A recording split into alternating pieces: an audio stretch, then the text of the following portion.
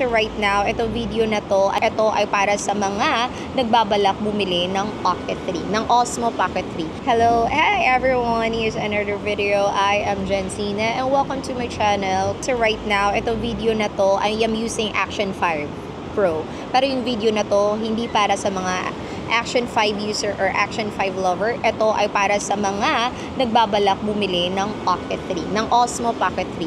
So if you're thinking, you're considering to get the Osmo Pocket 3, watch this video first.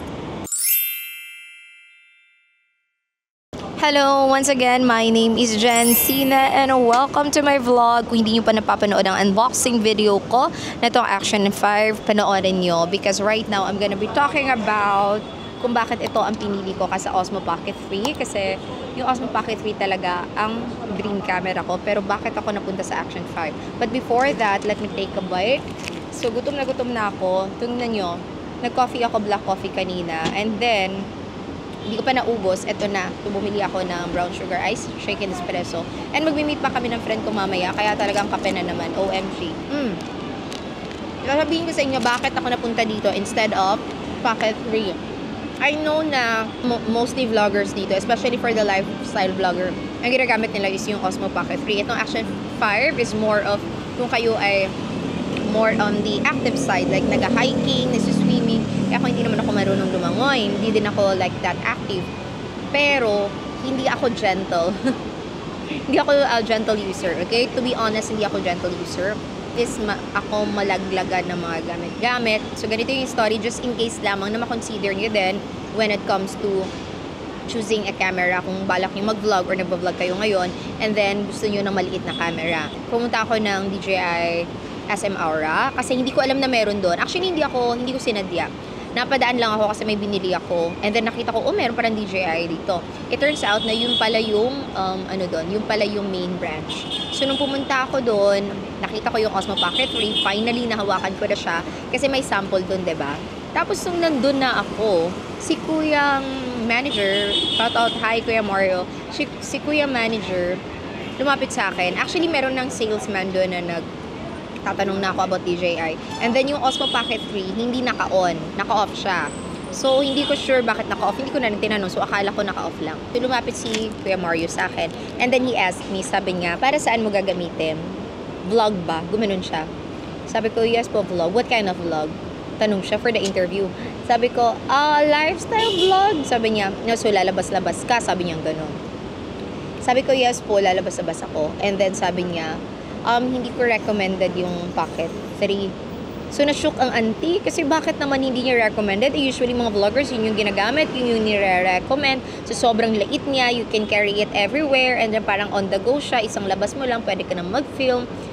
Pero, ayaw niya. Parang, kuya, bakit? Tapos, sabi niya, kita mo to, hindi naka-on. Yes po, nabagsak daw yun. Nasira. Nabagsak ng isang client doon. Isang beses lang nabagsak, nasira na siya. So, parang nagalit yung client pa. Tapos, parang hindi naman pala durable yan. Blah, blah, blah, ganon. So, explain to Kuya Mario. Sabi ko, nga kuya, bakit naman kasi nasira agad? And then, ang reason niya is yung gimbal. Yung camera, and yung gimbal is nasa labas. So, talagang pag una yung bumagsak, masisira at masisira. Ang mahirap doon, hindi mo siya basta-basta pwedeng ipaayos na, may piyesa ba kayo ng ganito? Hindi. So, kung wala kang insurance, alam ko insurance is 5K. Kung wala kang insurance, bye-bye na. Bye-bye Osmo Pocket 3. So, ang sabi ni Kuya Mario, this is just for, perspective lamang. This is just for kaalaman lamang ng isang not so techy girly na gusto lamang ng maliit na camera, okay? So, yung Pocket 3 na yun nabagsak, nasira, and then yun yung sinasabi ni Kuya Mario na that's why he is asking kung para saan ko gagamitin, kung lalabas-labas ba ako. Kasi yung Pocket 3 daw, mali daw ng naging marketing. So, if you have any thoughts about this, just let me know. Okay? According to sa taong nag-work sa DJI, okay? So, according sa kanya, mali daw ng marketing kasi nga ginagamit ng mga vloggers. There's vloggers outside, which is, there's no problem with that. It's just that, yung mga tao nagre-reklamo daw na bakit ang bilis masira, blah, blah, blah, bakit hindi siya durable, bakit ganito, kasi pang loob daw siya, or pang steady lang. Okay? Sit down video, ilalagay mo sa table, or yung hindi yung water activity ka, hindi yung sumasakay ka ng roller coaster, hindi siya pang ganon. Sabi nila, if you wanna do that, go for Action series. During that time, wala pang Action 5. Action 4 yun. So, yung Action 4, in-explain niya sa akin. So, malapit niya ako ma-convince with the Action 4. Talagang, and then pinakita niya pa yung Action 4 during that time. Pwede mo siyang idikit, so magnetic siya. And then, ang liit niya talaga. Kumpara inisip ko sa Osmo Pocket 3, medyo malaki siya kasi kailangan mo ng extension. Maglalagay ka pa ng parang battery. And then, kinumpare niya. Okay, once again, this is only for not so techy girly out there. So, baral din may idea kayo bago kayo bumili ng Pocket 3. Pero, it's up to you. It's your preference naman. So, nung pinakita ni Kuya, so yung kinumpare niya, mas mahal si Pocket 3. Pocket 3 is Pocket 3 the creators combo with all the accessories. Meron ng kasamang mic yun. It's 37K. Kaya wag kayo ano dyan, yung sa mga sa mga ibang social media na magkano yun, 47K, 48K, sobrang mahal. Okay, 37K siya. Kaya lang magpapa-waitlist ka. Dito sa waitlist nila, nasa 500 plus na siya. So, ayoko mag-antay ng ganung katagal. And then, yung Action 4 naman, nasa 20 plus lang. Di ko maalala. Pero itong Action 5, it's 27K. So, baka lesser dito ng konti. So, yung Action 4, nasa 20K plus lang. Adventures combo na din with kasama ng buong accessories. Kaso walang kasamang mic. So, doon ako parang, kaso walang mic to. And then, sabi nga ni Kuya na, it's okay kahit walang mic kasi okay yung sagat ng audio niya. But right now, I'm using the mic kasi nga nasa labas ako, maingay. Sabi ko, sige, I'll think about it. And then, nakikipag-banter pa ako kay, Kuya. Sabi ko, kaso itong Osmo Pocket 3, kaya kanyang sundan. Kasi, di ba, parang may, detector, kineme. Hindi ko alam anong sakong term. Basta kaya kanyang sundan, pag nilagay mo yung Pocket 3 dyan, maglalakad-lakad ka. Pero there's, to a certain extent, meron siyang, hindi ko lang sure gaano kalayo. Pero pag naglalakad-lakad ka, sinusundan ka ng gimbal. Which is, of course, yung Action 4, hindi siya ganun. Pag hindi ka siya gano'n, naka-steady ka lang, pag lumabas ka ng frame, wala na, hindi ka na nakikita. So, yun yung isa sa kinonsider ko. Second is yung low light. Napakaganda ng low light ng Osmo Pocket 3 kaysa sa Action 4. Sobrang dilim. Madilim yung Action 4 kumpara sa Pocket 3. So, I was thinking, pag nag-vlog outside o kaya ayaw ko nang gumamit ng ilaw, mas maganda to. And then, feeling ko talaga mas maliit. The most important thing na talagang consider ko ng bongga is yung durability. Kaya nga nasabi ko sa inyo kanina, I am not a gentle user. I am a gentle monster. Gentle monster. Ayan, hindi ako gentle user. Like for example, hawak ko yung camera. Pag nagmamadali ako, shoot ko lang yun sa bag ko. Or kaya pag, ganun, nalalapag ko kahit sa, it's my ADHD. Hi! Sinisi pa. Pero again, ayan, honest naman yun. Honest naman na, baka merong mga girlies out there, hindi lahat na sobrang gentle, sobrang smooth. Kung ganyan kayo, saludo ako sa inyo. Sana ganyan din ako na very feminine. Pero pag ako talaga gumamit, pinipilit ko naman. Pero na-realize ko hindi para sa akin ang Osmo Pocket 3. Kasi what if nilagay ko siya sa bag? And then yung gimbal niya, very fragile. Ano na mangyayari, iyak ako. Kasi ang mahal ng insurance. Usually daw yung mga bumibili dyan, hindi na sila kumukuha ng insurance kasi nga parang 5K. And then parang feeling nila okay naman to. And then after ilang months sa sira, bumabalik sa store, nagagalit. Kasi hindi maayos. So yun, isa yun sa tingnan ko talaga yung durability. And of course, lagi akong lumalabas, lagi ako nasa labas, lagi ako nag-aangkas. So of course, minsan gusto mong mag-video. So sobrang handy na lang nito. Sobrang handy na lang, sobrang hinawakan ko yung Action 4, sobrang liit na lang talaga. Meron siyang selfie stick, which is yung invisible stick, pwede mo yung gamitin. Pero kung ayaw mo yung gamitin, sobrang handy na lang, sobrang liit. Kung pupunta kang airport, patong mo lang kung saan-saan. Parang hindi siya matutumba kasi kasi rectangle shape siya, so hindi siya matutumba. And then pwede mo siyang idikit-dikit kung may metal sa paligid. Ano pa ba? Ayun, yung mga travel.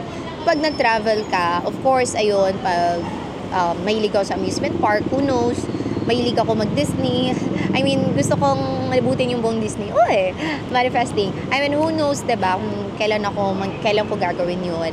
Pero, sa mga amusement park, meron yung Action 4 na pinakita niya, meron siyang settings. Di ko sure kung meron siya sa Pocket 3 Pero sa Action 4, meron siyang settings na kahit magpa-ikot-ikot yung roller coaster, hindi mag-iikot-ikot yung yung kuha mo. So di ko sure kung meron yung sa Pocket 3, pero during the time sa kanya explanation, baka wala. Kung meron man, just let me know. So, pwede ko siyang gamitin kahit hindi ako marunong mag-swimming. At if lang meron ako mga moments sa beach or biglang umulan, nag-aangkas lang ako, hindi ako mag-aalala agad na baka masira yung camera ko.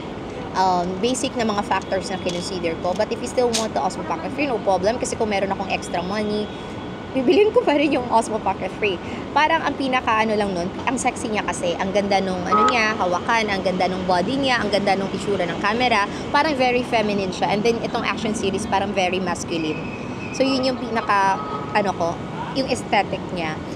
Pero sa gamit, sa ano based sa kung paano ako gumamit ng isang bagay. Ikaw kilala mo yung sarili mo kung paano ka gumamit ng mga gamit-gamit, okay? Kung ikaw ay tulad ko, medyo barabas gumamit ng mga bagay-bagay, then go for action 5. Okay, so yun na nga, sinabi ni Kuya, okay, so sabi nga, ang galing nga ni Kuya kasi hindi naman niya ako pinilit. Sabi niya, okay, so think about it, do your research, and wait for the action 5. So, saka bumalik, and then you compare, and then you do your research kung anong gusto mo. Sobrang konti lang ng difference sa ayaw ko at sa gusto ko. Nangingimabaw yung ang cute ng Osmo Pocket 3. Kung all in all, kung isa-summarize ko, bakit gusto ko yung Pocket 3, nangingibabaw yung sobrang cute niya at trending siya. Kaya parang talagang nag-aano kami ng boyfriend ko, na medyo nagde-debate kami, bakit Osmo Pocket 3? So, dinidefend ko yung Osmo Pocket 3. Sabi ko, maganda sa low light, yung ano niya, meron siyang settings na pwede kang kahit maglakad-lakad ka dyan, nasusundan ka niya. And then, it turns out, ito Action 5, OMG, may super night mode. Sobrang liwanag na. So, na-solve yung problem ko sa Osmo Pocket 3. And then, meron na din siyang, hindi ka niya nasusundan, pero meron na rin siyang subject detection, parang ganun. So, parang, pag naglakad ka, basta pasok ka pa rin sa frame, sinusundan ka niya. Okay, so isa din yun. So parang, wow, solve na. Go na ako sa Action 5. Hindi na ako mahihirapan na pag nabasa. At saka nga may case pa siya. Yung case niya, I mean, hindi siya parang very fragile. Kasi nga, di ba, yung gimbal nga nung Pocket 3, pag ini-imagine ko yung sarili ko, pag nilagay ko siya sa bag, pag nadaganan or kung ano man, pero ito, since nga square siya, pwede ko siyang ilagay ko lang sa bag. At saka solid niyang tingnan. Ayun lang naman. So, I hope na nabigyan kita ng idea if you're planning to get the Pocket 3. Actually, etong video na to is not for someone who wants to get the action series. This video is for someone who's thinking to buy the Pocket 3. And then, so I'm giving you an idea na consider looking the action series muna, especially the Action 5 Pro, bago ka mag-Pocket 3. But if you have the extra money, go get both. But if you still love the Pocket 3, then that's completely fine. Do your research, check some videos here sa YouTube ng mga comparison ng Pocket 3 and Action 5 kasi nga itong video na to ay pang from a non-techie girly. Sobrang na-amaze talaga ako on how Kuya pursue me to get this one, which is happy naman ako, hindi naman ako nagsisi. So I wanna do it din sa inyo. If you're considering to get Pocket 3, then watch this video first and then do your research kasi mas marami pa dyang review na na-explain talaga nila kung ano yung mas okay. Okay? So, manifesting yung Osmo Pocket 3 pa din. Kasi sobrang sexy niya talaga. This is for my daily use lang talaga. Kasi, girl, sobrang sarap lang niya hawakan. Ang liit lang niya. Patong mo kahit saan. OMG, singit ko lang. After I film my vlog, nilagay ko yung Action 5 sa pocket ko. Like, in-insert ko lang, nilagay ko lang, sinut ko lang siya sa pocket ko. Parang deserve niyang tawagin na pocket kaysa Osmo Pocket 3. Kasi yung Osmo Pocket 3 mahaba, diba? Hindi mo siya masusut sa pocket. Parang ito yung perfect na pang pocket, which is very easy to use na lang. Mas madali. Like, pag nilagay mo siya sa pocket mo, tapos meron kang i-shoot, may bigla kang nakita, isang click mo lang, recorded na siya agad.